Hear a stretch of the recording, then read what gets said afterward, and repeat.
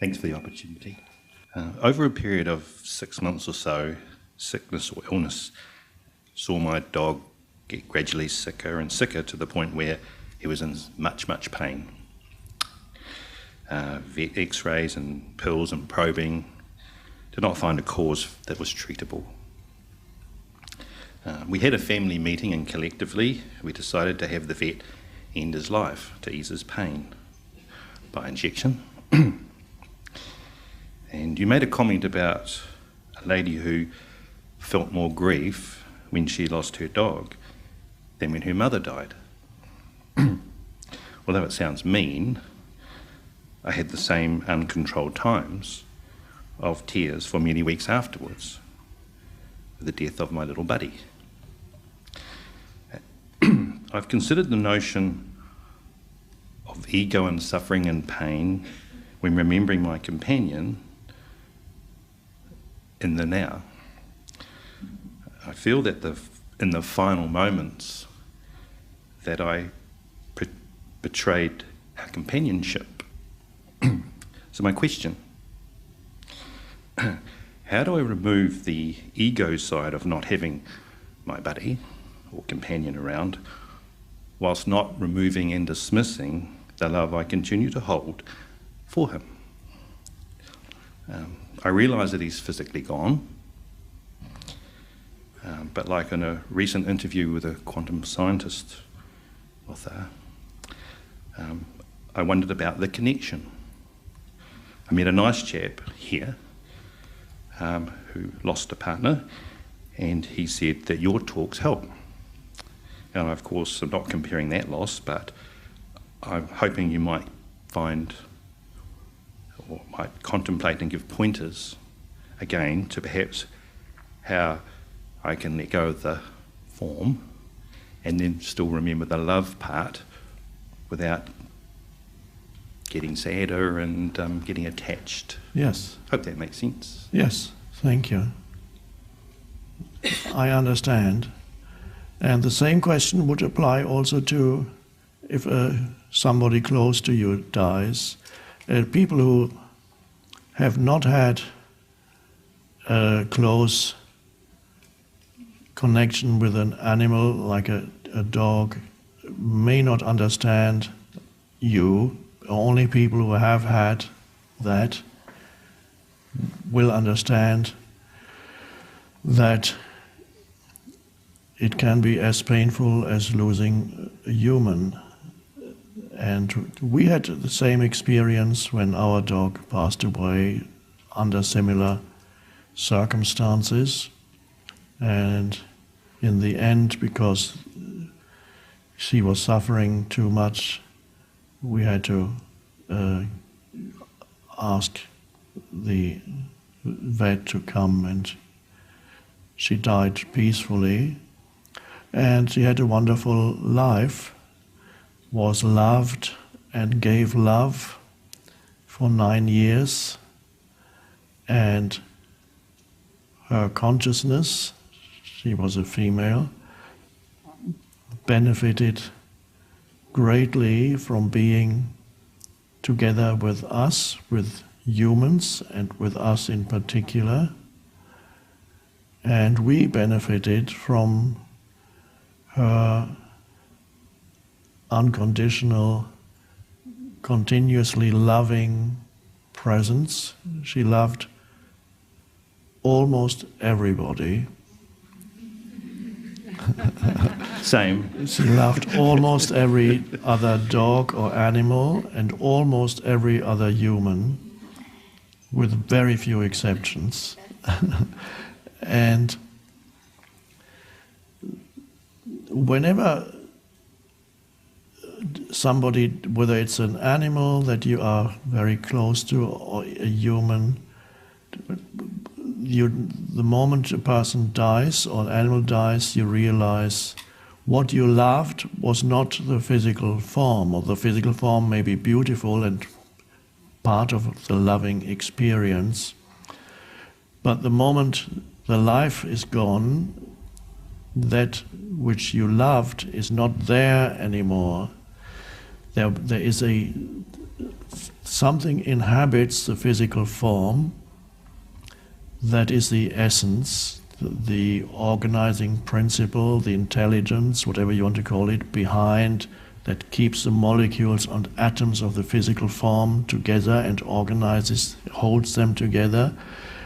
Science doesn't know about that yet. It only it equates life with matter, but life is beyond that, and ultimately life is consciousness, and the dog is an expression of the one consciousness, different from a human. The human is an expression of the one consciousness, or any non-physical entity can only also be an expression of the one consciousness expressing itself at different levels of evolution. So it's like you could say a ray of sunlight. You are a ray of sunlight, and I am, and the dog is, and the flower is, all consciousness incarnating in form.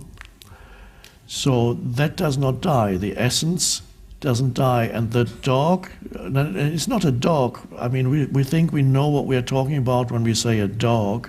No, it is a being, an energy field, a being, an expression of the one consciousness. Not, we think we know when we label things and call it something, we think we know what it is. We don't know what a dog is.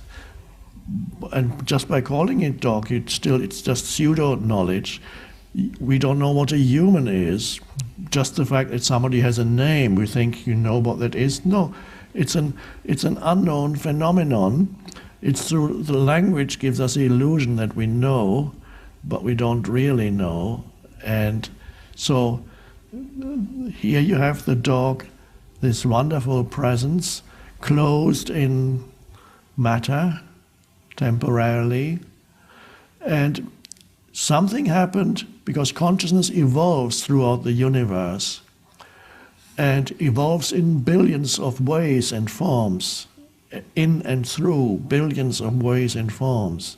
It's a magnificent, ultimately totally incomprehensible miracle, totally incomprehensible to the human mind, but consciousness is engaged in this evolutionary process, the one consciousness, and whatever suffers is the one consciousness. It's not a coincidence that there's a religion on this planet where the main image is a suffering God. Isn't that strange? I mean, we have some explanation for it. We say, well, that was Jesus who died for this. Okay, let go of that explanation and just remain with the fact that here the main image of that religion is a suffering, basically, whether you call it Son of God or God, doesn't matter, a suffering God. And there's a deep significance to that. You don't have to be a Christian. In fact, if you're a Christian, you probably don't want to go there where I'm going now. There's a deep significance there because this suffering God is everybody. It is the fundamental human archetype. It's the suffering that every human and every life form, but in this case a human, he represents the human, that every life form goes through when this life form assumes the form of the material form, the separate, seemingly separate material physical vehicle, and is then defined in form. There were ancient teachings, they're quite close to the truths that say that that consciousness fell into matter as if it were a mistake. But I think it's a good image to say that consciousness, there was a kind of fall of consciousness into matter, but it wasn't a mistake. There are no mistakes in the universe. So, and if there is a mistake, it has a higher purpose for learning, and so it's not a mistake anymore. So that for those years that you lived together, you both, your consciousness and the dog's consciousness, which are not really separate, although we just call them that, benefited greatly and grew, evolved through being together. So it helped the dog and it helped you. It added something to your consciousness, that being together with that entity, with that being. And that is not lost.